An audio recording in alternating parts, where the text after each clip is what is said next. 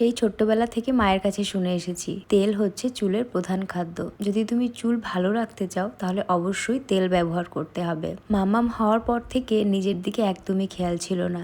চুল তো কেন, স্কিনেরও সেভাবে যত্ন করতে পারতাম না। তবে এখন যেহেতু মামাম একটু বড় হয়েছে আর এতদিন অযত্নের কারণে আমার স্কিনের থেকে চুলের অবস্থা আরো বেশি খারাপ হয়ে গেছিল। এত পরিমাণ চুল পড়ছে যে চুল পড়তে পড়তে চুল একদম অর্ধেক হয়ে গেছে। তাই যতটুকু চুল বেঁচে আছে সেগুলোকে যত্ন করে টিকিয়ে রাখার চেষ্টা করছি। এখন আমি সপ্তাহে 3 দিন নিয়ম করে রাত্রে অয়েল ম্যাসাজ করি এবং পরের দিন শ্যাম্পু করে নিই। আর সপ্তাহে একদিন হোমমেড একটা হেয়ার প্যাক ইউজ করি। মোটামুটি আগের থেকে হেয়ার ফলটা অনেকটাই কমে গেছে। আর এখন কিন্তু আমি এই কাঠের চিরুনি ব্যবহার করছি, তার কারণ প্লাস্টিকের চিরুনি ব্যবহার করলে হেয়ার ফল আরো বেশি বেড়ে যায়। আগে একটা মোটা দাঁতের চিরুনি ছিল, তারপর আমি এই সরু দাঁতের চিরুনিটাও কিনেছি। হয়তো তোমরা জানো তেল কিন্তু সবসময় মাথার স্ক্যাল্পে লাগাতে হয়, চুলে না লাগালেও চলে। তবে স্ক্যাল্পে ভালো করে তেল লাগানোর পর কিছুক্ষণ ম্যাসাজ করলে দেখবে হেয়ার ফলের সমস্যা অনেকটাই কমে যাবে। তোমরা কিভাবে হেয়ার কেয়ার করো বা অন্য কোনো টিপস যদি তোমরা জেনে থাকো যেটা ব্যবহার করলে আমার হেয়ার ফল আরো বেশি কমে যাবে, তাহলে অবশ্যই আমাকে কমেন্ট করে জানিও। পুরো হেয়ার অয়েলিং করার পর আমার এতটা হেয়ার ফল হয়েছে, তবে আগে কিন্তু এর 3 গুণ বেশি হতো। আমার ভিডিও ভালো লাগলে লাইক করে ফলো করে পাশে থেকো।